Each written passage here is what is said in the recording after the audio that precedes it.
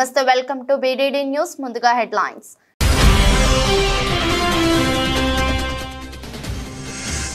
వాయనాడ్లో పర్యటించిన రాహుల్ గాంధీ ప్రియాంక గాంధీ ఈ విషాదాన్ని చూసి ప్రతి ఒక్కరూ బాధపడుతున్నారని వ్యాఖ్య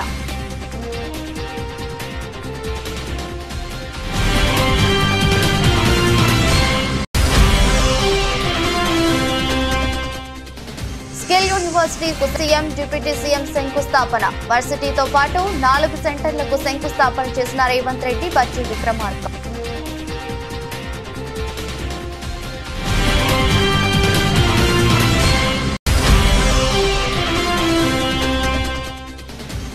జగన్ ను కలిసిన వైసీపీ కార్పొరేటర్లు నేతలు కార్యకర్తలు తాడేపల్లిలో జగన్ కార్యాలయంలో సందడి భారీగా తరలివచ్చిన వైసీపీ శ్రేణులు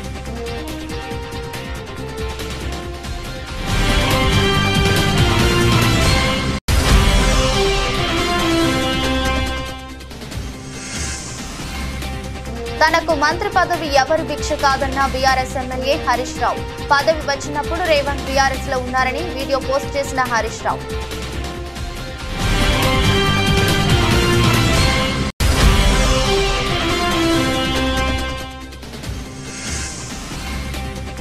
పారిస్ ఒలింపిక్స్ లో భారత్ కు 3వ కాంస్యం పురుషుల 50 మీటర్ల ఎయిర్ రైఫిల్ ఈవెంట్ లో భారత్ కు పతకం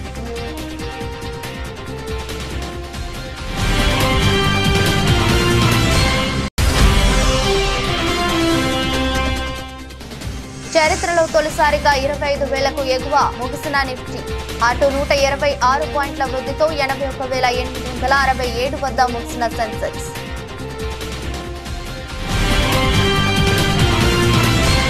వాయనాడ్ జిల్లాలో కొండచర్యలు విరిగిన ప్రాంతాల్లో వరద ప్రభావిత ప్రాంతాల్లో లోక్సభలో ప్రతిపక్ష నేత రాహుల్ గాంధీ కాంగ్రెస్ అగ్రనాయకురాలు ప్రియాంక గాంధీ పర్యటించారు ఈ సందర్భంగా మాట్లాడుతూ తన తండ్రి చనిపోయినప్పుడు ఎంతగా బాధపడ్డానో ఇప్పుడు అంత బాధపడుతున్నారన్నారు బాధితులకు అండగా ఉండేందుకే ఇక్కడకు వచ్చామన్నారు తానొక్కడినే కాదని ఈ విషాదాన్ని చూసి ప్రతి ఒక్కరూ బాధపడుతున్నారన్నారు ఇది హృదయాన్ని కదిలిస్తుందన్నారు ఇక్కడి పరిస్థితి చూస్తుంటే తనకు నోట మాట రావడం లేదని ప్రియాంక గాంధీ అన్నారు హిమాచల్ ప్రదేశ్ లోను ఇలాంటి విషాదమే చోటు చేసుకుందని ఆవేదన వ్యక్తం చేశారు వాయనాడ్ ఘటనను జాతీయ విపత్తుగా ప్రకటించాలని కోరారు రాజకీయాలు మాట్లాడేందుకు ఇది సమయం కాదన్నారు I feel how I felt when my father died, that I've seen so many people.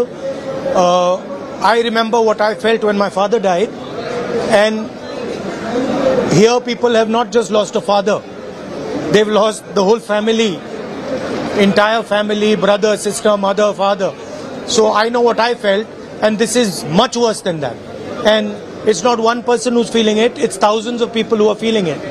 So it's very, very sad.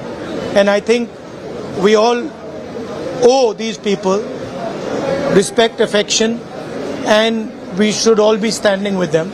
And I'm very proud that a lot of people are standing with the people of Wayanad. In fact, the whole nation's attention is towards Wayanad. Look, I don't think this is the place or the time to talk about political issues. People here require help. I feel very similar to what my brother feels. We have spent the whole day meeting people who have suffered. It's an immense tragedy. We've met a little boy who was holding on for 6 hours trying to save his mother, and he failed.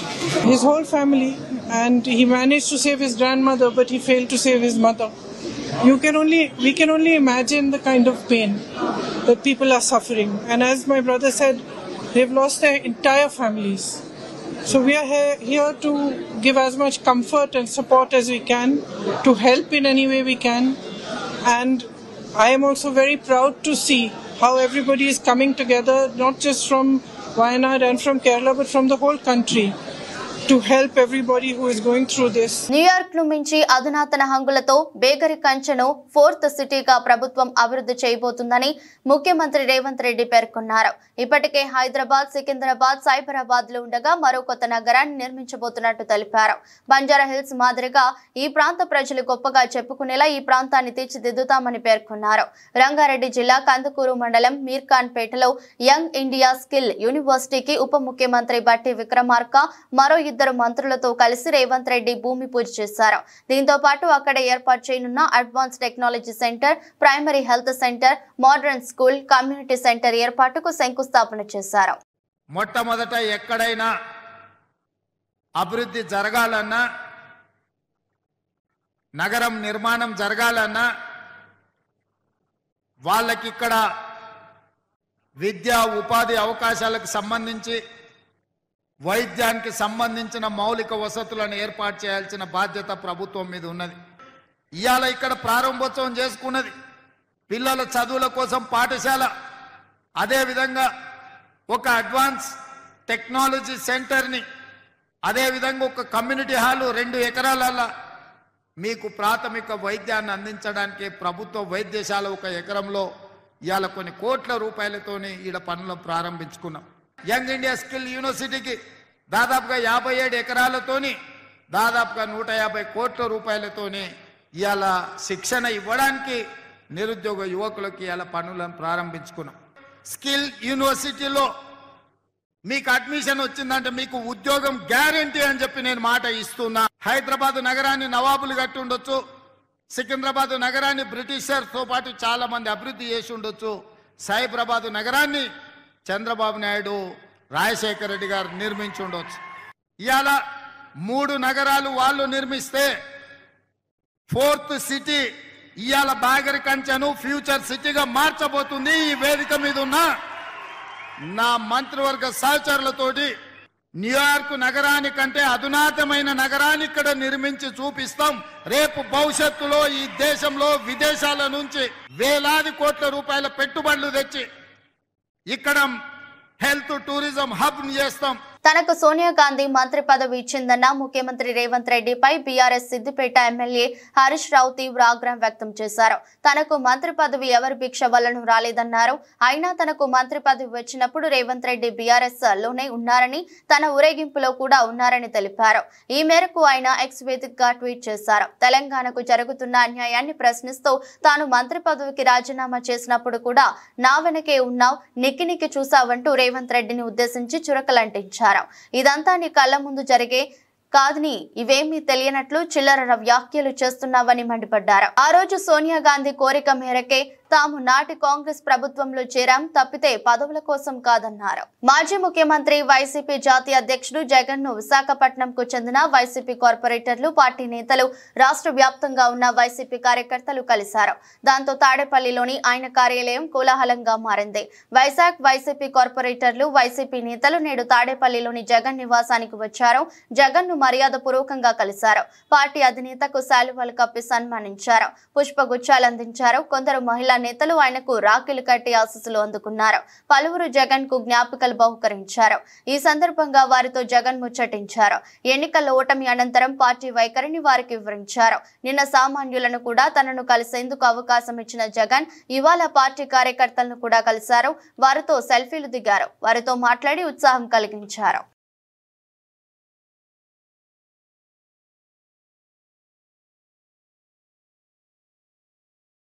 సమాజంలో అట్టడుగు వర్గాల అభ్యున్నతై YSR Congress party లక్ష్యమని, రాజకీయంగా, సామాజికంగా, ఆర్థికంగా ఆయా వర్గాలు సాధికారిత సాధించాలన్న సమున్నతతో ఉద్దేశంతో రాజకీయ పార్టీగాను 5 ఏళ్ల పరిపాలనలో పార్టీ అనేక చర్యలు తీసుకుందని మాజీ మంత్రి యాదుమూలపు సురేష్ వెల్లడించారు. వైఎస్ జగన్మోహన్ రెడ్డి ప్రభుత్వ హయాంలో ఇచ్చిన మంత్రి పదవులతో పాటు నామినేటెడ్ పదవుల కేటాయింపు, అమలు చేసిన పథకాలు, ఏర్పాటు చేసిన కార్పొరేషన్లు దీనికి నిరసనగా నిలుస్తాయని ఆయన గుర్తు చేశారు. అణగారిన కులాల్లో ఏ 2 వర్గాలున్నా కూడా 2 కళ్ళు మాదిరిగానే వైఎస్ఆర్ కాంగ్రెస్ పార్టీ భావించిందన్న ఆయన అలాగే చూసిందని కూడా చెప్పారు.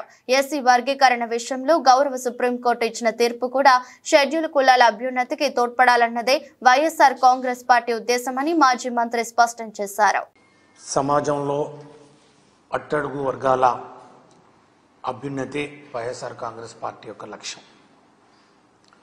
సామాజికంగా, రాజకీయంగా, ఆర్థికంగా ఆయా వర్గాల సాధికారతే సాధించాలనే సమున్నత ఉద్దేశంతో రాజకీయ పార్టీగా 5 ఏళ్ల పరిపాలనలో వైఎస్ఆర్ కాంగ్రెస్ పార్టీ అనేక చర్యలు తీసుకుందని చెప్పి కూడా మనం చేస్తూ ఉన్నాం.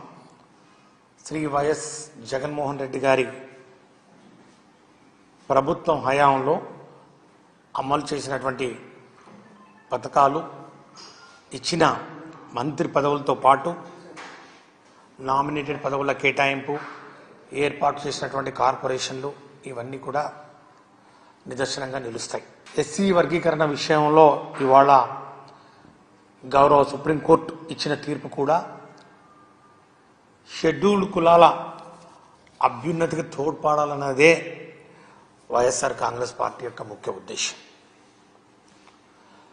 గౌరవ సుప్రీంకోర్టు ఇచ్చిన తీర్పును అవకాశవాద రాజకీయాలకు వాడుకోకుండా తీర్పు, ఈ యొక్క సుప్రీంకోర్టు యొక్క తీర్పు స్ఫూర్తి ఏదైతే ఉందో ఆ స్ఫూర్తిని మనస వాచ కర్మేణ అందరికీ న్యాయం జరిగేలా ఎస్సీలను బలోపేతం చేయడానికి వినియోగించాలని వైఎస్ఆర్ కాంగ్రెస్ పార్టీ మనస్ఫూర్తిగా కోరుకుంటాం. ఎస్సీ వర్గీకరణ అంశంలో రాష్ట్రాలకు అధికారం ఇస్తూ సుప్రీంకోర్టు ఇచ్చిన తీర్పును స్వాగతిస్తూ అదేవిధంగా మాదిగలకు మద్దతుగా నిలిచిన మాదిగల పక్షపాతి రాష్ట్ర ముఖ్యమంత్రి రేవంత్ రెడ్డికి అలంపూర్ మాజీ ఎమ్మెల్యే ఏఐసిసి కార్యదర్శి డాక్టర్ ఏ సంపత్ కుమార్ ధన్యవాదాలు తెలిపారు. తెలంగాణలోని యావత్ మాదిగ సమాజానికి మాదిగ ఉపకులాలకు శుభాకాంక్షలు తెలిపారు.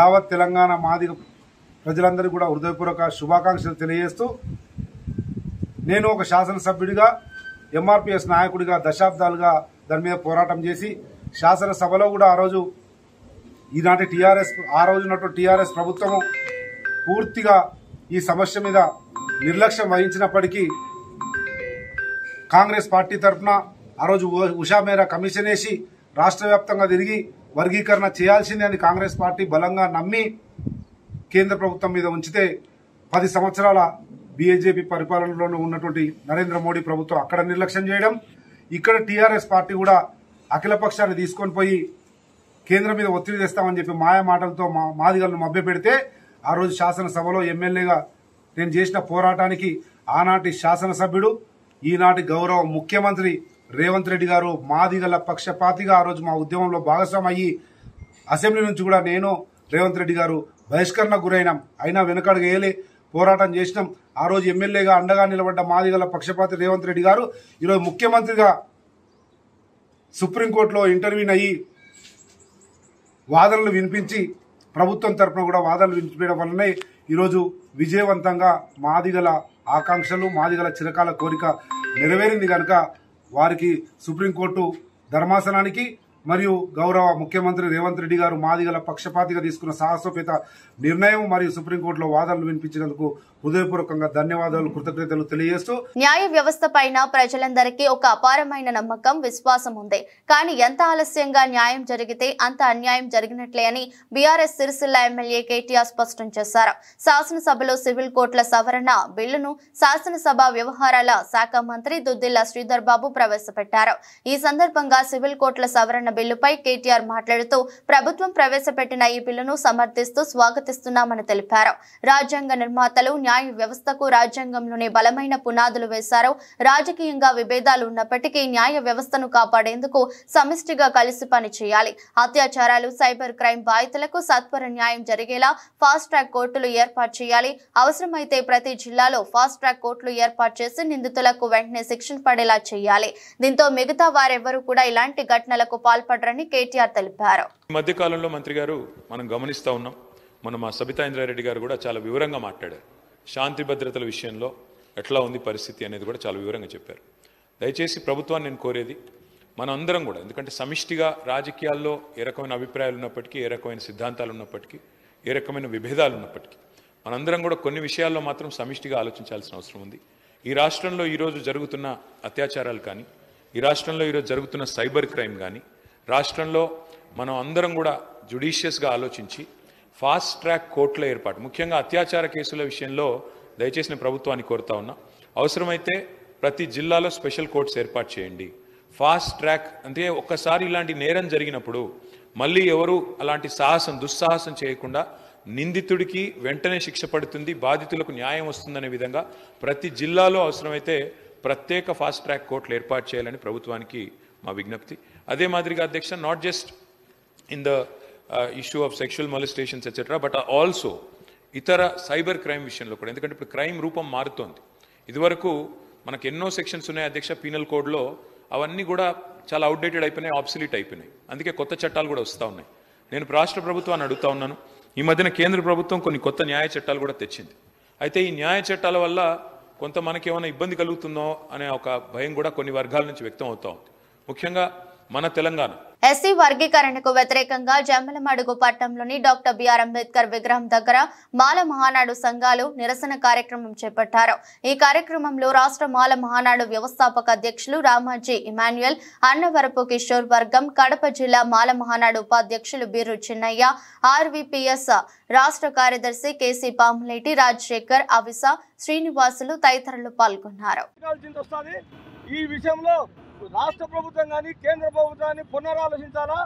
ఎప్పుడైనా భారత రాజ్యాంగ ఆర్టికల్ 341 ప్రకారము కలిసి ఉండాలా అనేది ఉంది. ఇది పూర్తిగా రాజ్యాంగానికి విరుద్ధము.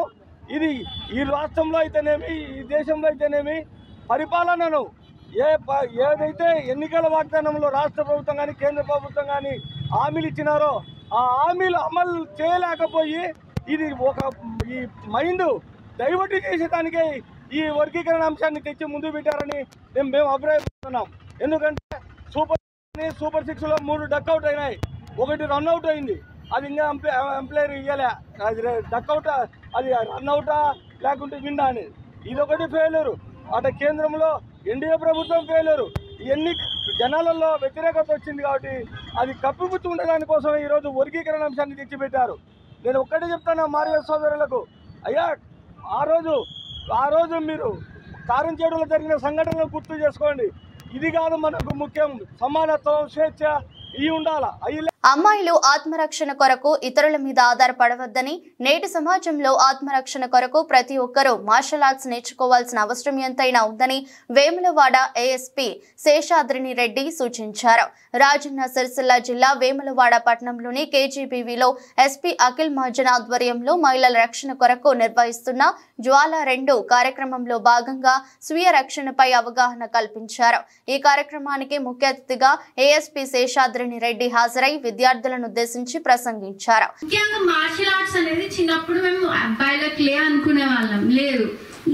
మరి అన్నిటికన్నా ముఖ్యంగా అమ్మాయిలకే అవసరం, అబ్బాయిలకు అవసరం లేదు. వాళ్ళు ఏమని చేసుకోండి, మనకి మన ఆత్మరక్షణ కోసం ఇంకోరి మీద, అబ్బాయిల మీద డిపెండ్ అవ్వద్దు, ఇంకోరి మీద డిపెండ్ అవ్వద్దు. ఆ మాట కోసం ఎవరి మీద డిపెండ్ అవ్వకూడదు. ఎవరైనా వచ్చారు మనల్ని అసాల్ట్ చేస్తున్నారంటే మనమే ఎదుర్కొని వాళ్ళకి సమాధానం చెప్పే స్టేజ్ లో ఉండాలి. అదే ముఖ్య ఉద్దేశం ప్రోగ్రామ్ది. అందరూ ఈ ఆపర్చునిటీని యూజ్ చేసుకొని ఇది మంచిగా వాడి నేర్చుకోవాలి. ఇప్పుడు చూసాను పిల్లలు, that is really amazing, incredible performance ఇచ్చినారు అందరూ. అది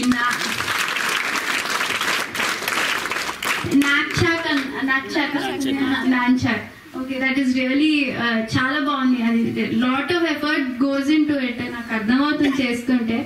అందరూ అట్లా నేర్చుకోవాలి, వాళ్ళని వాళ్ళు కాపాడుకునే స్టేజ్ లోకి రావాలి అని మనస్ఫూర్తిగా కోరుకుంటున్నాను. సుప్రీంకోర్టు ఎస్సీ వర్గీకరణపై తీర్పు వెలువరించడం శుభ పరిణామమని కాంగ్రెస్ పార్టీ సీనియర్ నాయకులు రఘువీరారెడ్డి అన్నారు. ఈ విషయమై ఆయన మాట్లాడుతూ ఎస్సీ ఎస్టీ వర్గీకరణపై తీవ్ర పోరాటం చేసిన మందకృష్ణ మాదిగకి మిగిలిన వారందరికీ అభినందనలు తెలిపారు. కేంద్ర ప్రభుత్వం కక్షపూరిత ధోరణిని విడనాడి సమానత్వం సాధించే దిశగా దేశవ్యాప్తంగా కుల గణన జరిపించాలని అన్నారు. క్యాస్ట్ సెన్సస్ జరిగితేనే ఎస్సీ ఎస్టీలకు సంబంధించిన సుప్రీంకోర్టు తీర్పును న్యాయంగా అమలు జరుపగలుగుతారని, ఈ అంశంపై బీజేపీ పునరాలోచించాలన్నారు. శబ్దాలుగా ఉన్నటువంటి ఒక సమస్యకు సుప్రీంకోర్టు పరిష్కారం ఇచ్చింది నిన్నటి రోజు. 7 ధర్మాసనంలో ఉన్నటువంటి జడ్జీలు ఒక మంచి నిర్ణయాన్ని వెల్లడించినారు, తీర్పునిచ్చినారు. ఎస్సీ ఎస్టీలో వర్గీకరణ జరగాలి, అందరూ సమానం రావాలి అనేటువంటి దాంతో ఇచ్చారు. మనస్ఫూర్తిగా నేను హర్షిస్తా ఉన్నాను. సుదీర్ఘమైనటువంటి పోరాటం ఈరోజు సాకారమైంది. అందులో భాగస్వాములైనటువంటి అందరికీ, ప్రత్యేకించి మందకృష్ణ మాదిగ ఎక్కువగా శ్రమించినారు.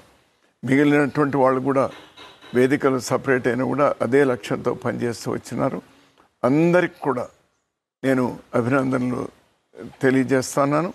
ఇది అందరికీ మేలు జరుగుతుందని నేను పర్సనల్గా విశ్వసిస్తున్నాను. కాంగ్రెస్ పార్టీ కూడా విశ్వసిస్తుంది. సుప్రీంకోర్టు ఎస్సీ ఎస్టీ వర్గీకరణకు గ్రీన్ సిగ్నల్ ఇవ్వడంతో సిద్దిపేట జిల్లా గజ్వేల్లో ఎంఆర్పీఎస్ ఆధ్వర్యంలో సంబరాలు చేసుకున్నారు. అంబేద్కర్ చౌరస్తాలోని అంబేద్కర్ విగ్రహానికి పాలాభిషేకం చేసి అనంతరం ఎంఆర్పీఎస్ వ్యవస్థాపక అధ్యక్షుడు మందకృష్ణ మాదిగ చిత్రపటానికి పాలాభిషేకం చేశారు. అనంతరం టపాకాయలు కాల్చి స్వీట్లు పంచుకుని సంబరాలు జరుపుకున్నారు. ఈ సందర్భంగా ఎంఆర్పీఎస్ నాయకులు మాట్లాడుతూ ఎంఆర్పీఎస్ వ్యవస్థాపక అధ్యక్షుడు ఆధ్వర్యంలో 3 దశాబ్దాల పైగా సాగిన పోరాటంలో సుప్రీంకోర్టు ఎస్సీ వర్గీకరణకు తీర్పు వచ్చిన సందర్భంగా సంబరాలు జరుపుకోవడం జరిగిందన్నారు. ఈ రోజు చరిత్రలో లిఖించదగ్గ రోజు అని, రాబోయే రోజుల్లో మాదిగలకు మంచి రోజులు రాబోతున్నాయని పేర్కొన్నారు. మాదిగ ఉపకులాలకు మరి ఆగస్టు 1, 2024లో రావడం జరిగిందని చెప్పి మేము ఈ సందర్భంగా వర్ణిస్తా ఉన్నాం. ఎందుకంటే ఒకప్పుడు ఊరికి చివరగా అంటరాని వాళ్ళం, ముట్టరాని వాళ్ళం, చెప్పులు కుట్టేటువంటి జాతి నుంచి ఈరోజు చరిత్ర వేలే స్థాయికి మేము రాబోతున్నామని చెప్పి దీనికి డాక్టర్ బాబాసాహెబ్ అంబేద్కర్ స్ఫూర్తిగా తీసుకొని గౌరవ శ్రీ మందకృష్ణ మాదిగ ఉద్యమ నేపథ్యంలో ఈరోజు మేము ఏబీసీడీ బిల్లును సాధించుకోవడం జరిగింది. అంతేకాదు ఎన్నో ఉద్యమాలు మాదిగలంటే మాదిగల కోసం బతికే చరిత్ర కాదు. మాదిగలంటే గ్రామంలో ఉన్నటువంటి, దేశంలో ఉన్నటువంటి అన్ని కులాలను, అన్ని మతాల కోసము పనిచేసిన సంస్థ కానీ, పనిచేసిన సంఘం కానీ ఏకైక సంస్థ ఉందంటే అది ఎంఆర్పీఎస్ సంఘమే. అది గౌరవ శ్రీ మందకృష్ణ మాదిగ అధ్యయనం నడిచినటువంటి సంఘం అని చెప్పి సందర్భంగా గుర్తు చేస్తాం. అంతేకాదు ఈ ఆంధ్రప్రదేశ్లో కానీ, తెలంగాణ రాష్ట్రంలో కానీ, భారతదేశంలో కానీ ఈరోజు ఎన్నో సంక్షేమ పథకాలు అమల్లోకి వచ్చాయి. ఆ అమల్లోకి రావడానికి ఎన్నో ఉద్యమాలు, ఎన్నో పోరాటాలు చేసినటువంటి స్ఫూర్తి మాదిగ జాతి. వికారాబాద్ జిల్లా కొడంగల్ నియోజకవర్గంలో సిఐటియు ఆధ్వర్యంలో మధ్యాహ్న భోజన కార్మికులు అంబేద్కర్ చౌరస్తాలో ధర్నా నిర్వహించారు. ఈ సందర్భంగా సిఐటియు నాయకులు చంద్రయ్య మాట్లాడుతూ గత కొన్ని సంవత్సరాల నుండి పాఠశాలల్లో విద్యార్థులకు నాణ్యమైన భోజనాన్ని అందిస్తున్నారని అన్నారు.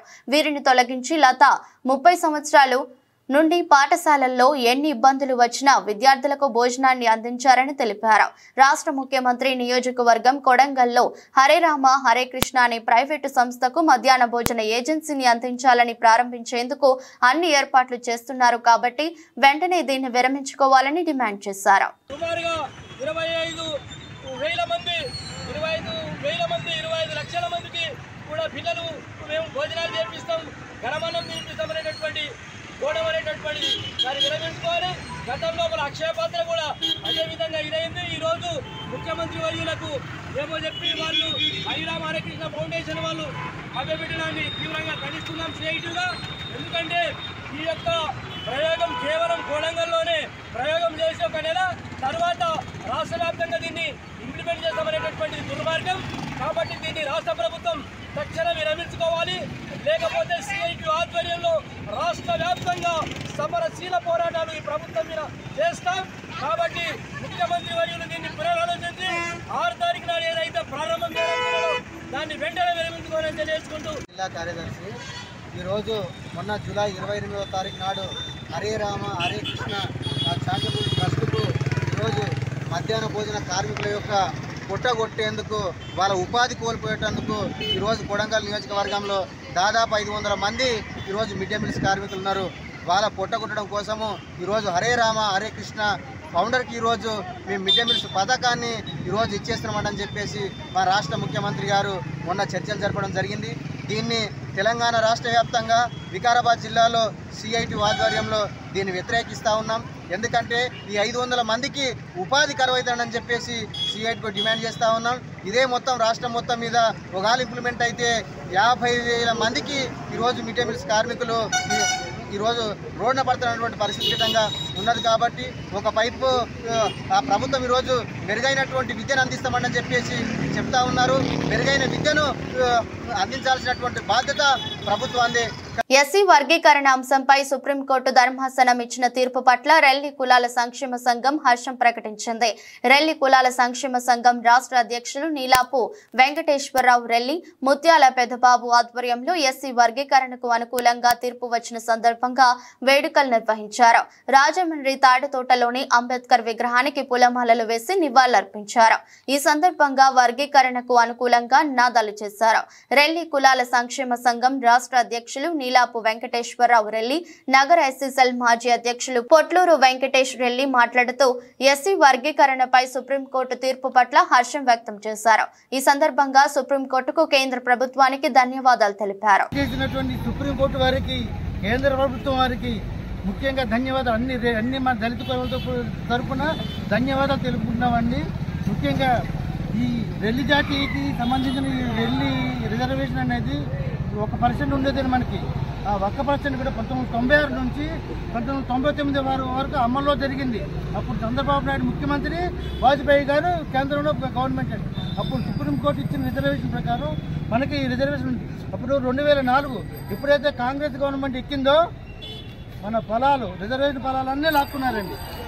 లాక్కొని మనకి అణగారిన జాతికి ఇంకా అణగారింపజేశారు. ఈ రోజున మందాకృష్ణ గారు మాదిగ వారి పోరాటం పుణ్యమాని, మాదిగ జనులు ప్రాణత్యాగాలు పుణ్యమాని, రెల్లి సోదరుల ప్రాణత్యాగాలు పుణ్యమాని, మన పెద్దల సాక్షిగా, మన అమ్మవార్లు పెద్దవాళ్ళ సాక్షిగా ఈ రోజున ఈ యొక్క రిజర్వేషన్ సాధించుకున్నాం. ఈ యొక్క రిజర్వేషన్ మనం సాధించుకోవడమే కాదు, మన పిల్లల్ని, మన భవిష్యత్తు తరాలకి ఉపయోగపడాలి. అందరినీ చదివించండి. ప్యారిస్ ఒలింపిక్స్ లో భారత్ కు మరో పథకం లభించింది. పురుషులు 50 మీటర్ల ఎయిర్ రైఫిల్ 3 పొజిషన్ విభాగంలో భారత్ షూటర్ స్వప్నిల్ కాంస్య పథకం సాధించారు. ఈ ఒలింపిక్స్ లో ఇది భారత్ కు 3వ కాంస్యం. ఇది కూడా షూటింగ్ క్రీడాంశంలోనే లభించడం విశేషం. మహిళల 10 మీటర్ల ఎయిర్ పిస్టల్ వ్యక్తిగత, టీం ఈవెంట్లలో మను భాకర్ ఇప్పటికే 2 కాంస్యాలు కైవసం చేసుకోవడం తెలిసిందే. 8 మంది షూటర్లతో జరిగిన 50 మీటర్ల air rifle 3P final event లో స్వప్నిల్ కుసాలే 451.4 పాయింట్లు సాధించి 3వ స్థానంలో నిలిచారు. 28 ఏళ్ల స్వప్నిల్ కుసాలేకు ఒలింపిక్స్ లో ఇదే తొలి పథకం. ప్యారిస్ ఒలింపిక్స్ లో భారత్ కు పథకం అందించిన స్వప్నిల్ ను ప్రధాని నరేంద్ర మోదీ అభినందించారు. ఈ విజయం ప్రతి భారతీయుడిలోనూ ఆనందాన్ని నింపిందని పేర్కొన్నారు. కాగా తెలంగాణ అమ్మాయి నిఖత్ జరీన్ బాక్సింగ్ ఈవెంట్ లో ఓటమి పాలైంది. మహిళలు 50 కిలోల కేటగిరీలో నిఖత్ జరీన్ చైనా బాక్సర్ యూపు చేతిలో పరాజయం చవిచూసింది. భారత స్టాక్ మార్కెట్ సూచీలు దూసుకెళ్లాయి. మరోమారు జీవనకాల గరిష్టాలను తాకాయి. మార్కెట్లో సానుకూల పవనాలు వీచిన నేపథ్యంలో చరిత్రలో తొలిసారిగా నిఫ్టీ 25,000కు ఎగువన ముగిసింది. ట్రేడింగ్ ముగిసే సమయానికి నిఫ్టీ 59 పాయింట్ల లాభంతో 25,010 వద్ద స్థిరపడింది. అటు సెన్సెక్స్ 126 పాయింట్లు వృద్ధితో 81,867 వద్ద ముగిసింది. గురువారం ఉదయం ట్రేడింగ్ లాభాలతో ప్రారంభమైంది. దాంతో ఆరంభంలోనే సెన్సెక్స్, నిఫ్టీ జీవనకాల గరిష్టాలను అందుకున్నాయి. సెన్సెక్స్ 82,129, నిఫ్టీ 25,078 వద్ద కొనసాగాయి. ఇక power grid, NTPC, HDFC bank, Nestle, Maruti Suzuki, Reliance, Bharti Airtel, JSW steel, UltraTech cement లాభాలు ఆర్జించాయి. Mahindra and Mahindra, Tata steel, Bajaj Finserv, SBI, L and T, Tata motors గణనీయంగా నష్టాలు చవిచూశాయి. వార్తలు ముగించే ముందు మరోసారి headlines.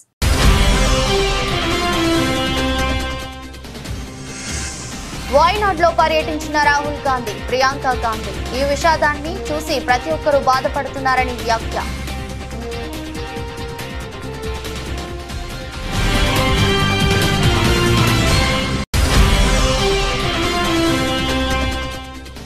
Skill యూనివర్సిటీకు CM, deputy CM శంకుస్థాపన. వర్సిటీతో పాటు 4 సెంటర్లకు శంకుస్థాపన చేసిన రేవంత్ రెడ్డి, బట్టి విక్రమార్క.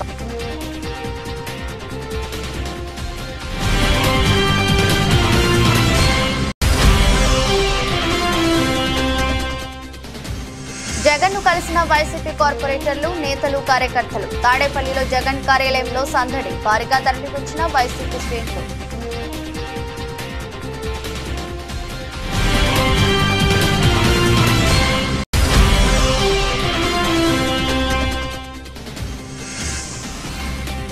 తనకు మంత్రి పదవి ఎవరు భిక్ష కాదన్న బీఆర్ఎస్ ఎమ్మెల్యే హరీష్ రావు. పదవి వచ్చినప్పుడు రేవంత్ బీఆర్ఎస్ లో ఉన్నారని వీడియో పోస్ట్ చేసిన హరీష్ రావు.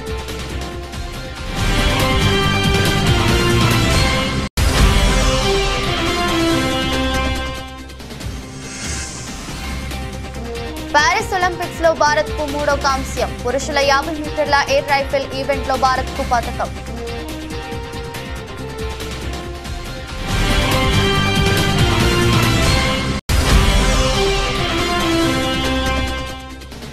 చరిత్రలో తొలిసారిగా 25,000కు ఎగువ ముగిసిన నిఫ్టీ. అటు 126 పాయింట్ల వృద్ధితో 81,867 వద్ద ముగిసిన సెన్సెక్స్.